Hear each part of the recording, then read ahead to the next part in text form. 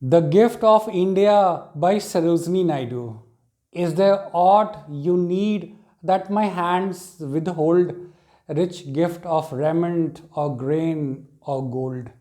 Lo, I have flung to the east and west priceless treasures torn from my breast and yielded the sons of my stricken womb to the drumbeats of duty and sabres of doom.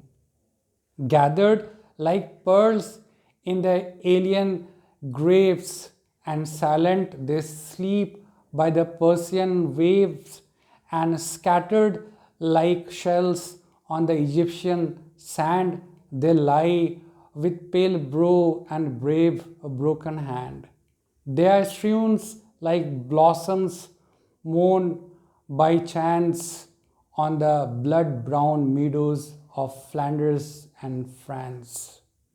Can you measure the grief of the tear I weep, or encompass the woe of the watch I keep, or the pride that thrills through my heart's despair, and the hope that comforts anguish of prayer, and the one far sad glorious vision I see of the torn red banners of victory.